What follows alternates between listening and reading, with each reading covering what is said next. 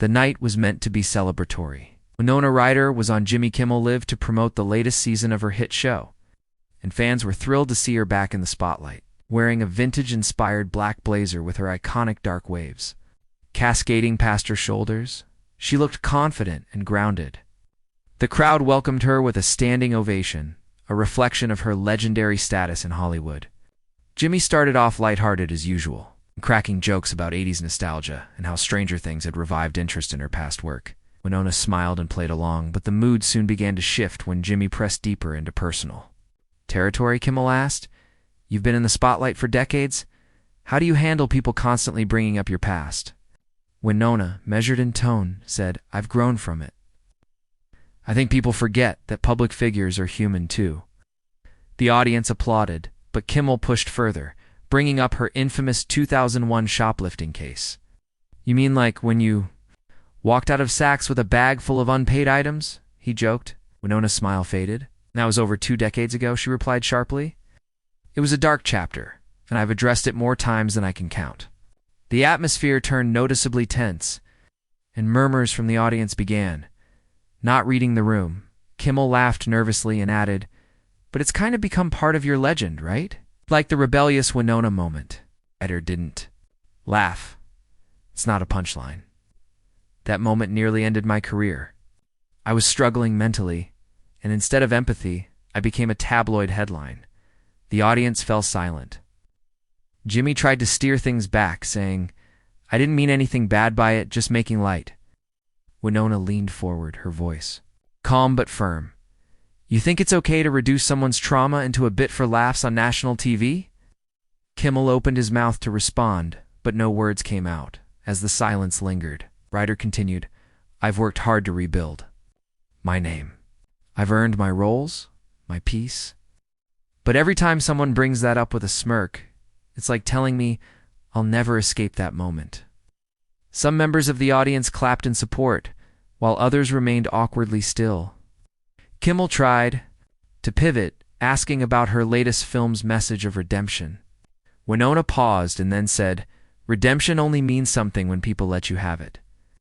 I've grown, but media still wants to remind me of who I was, not who I am." The crowd began to cheer softly, sensing the emotional power of her words. Jimmy, trying to salvage the moment, brought up a recent interview where she spoke about Hollywood's lack of mental health support. "Do you think it's better now?" he asked. Winona shook her head slightly. "It's improved, but the judgment is still there, especially for women. Men get second chances. Women get lifetime sentences for their mistakes." The audience responded with a wave of applause. Kimmel's face tightened as he realized the conversation had completely left his control. He muttered, "Well, I guess comedy isn't always the right door, huh?" Winona looked directly at him and said, "No, it's not, especially when it opens into someone's deepest pain." There was a brief silence as the studio lights felt harsher than before. Jimmy attempted another joke, this time about Stranger Things fandom, but it fell flat. Winona crossed her arms and said, "I didn't come here to be ambushed under the guise of a fun interview. I came here to talk about the work I care about." Her voice wasn't raised, but the weight behind it resonated. Kimmel looked off camera, perhaps searching for a signal to change topics or cut to break. But Winona continued, "This is what's wrong with interviews today. Clicks over connection. You wanted a viral moment, not a conversation." Kimmel finally said, "Winona, I truly didn't mean to upset you." She nodded slightly, but didn't ease up. "You did, though. Intention doesn't erase impact. I've done the work, but others keep trying to rewrite my story for a laugh." She slowly stood, taking off her mic. "I think I've said all I need to say." The audience gasped softly as she gently placed the mic on the table. "Respect matters. That's all I ever wanted."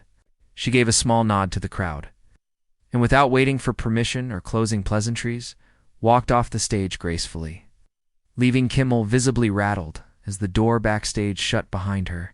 The audience was stunned into silence.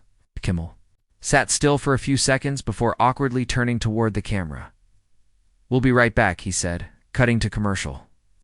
The rest of the night's show was subdued. The scheduled band performance went on, but the energy never quite recovered. Social media, however, erupted. Clips of the exchange spread like wildfire, and hashtag Winona Speaks and hashtag Kimmel Called Out began trending within an hour. Support poured in from fellow actors and fans alike, praising her dignity and refusal to be publicly shamed again. The backlash toward Kimmel was swift and loud. Later that night, Winona posted a message on her personal Instagram. No one should be defined by their lowest moment forever, especially not when they've worked to heal. It received over 1 million likes within a day. Kimmel didn't directly respond, but on his next show, he briefly acknowledged the incident. Sometimes you go for the joke and miss the heart. I missed the heart. I'm sorry to Winona. Whether it was sincere or for damage control, people were divided. But the power of the moment wasn't in his apology, it was in her quiet, unwavering refusal to be treated as a spectacle. The clash became one of the most talked about moments of the year, symbolizing a broader conversation around redemption, respect, and media accountability. Winona Ryder's decision to walk away wasn't impulsive, it was deliberate, powerful, and deeply human.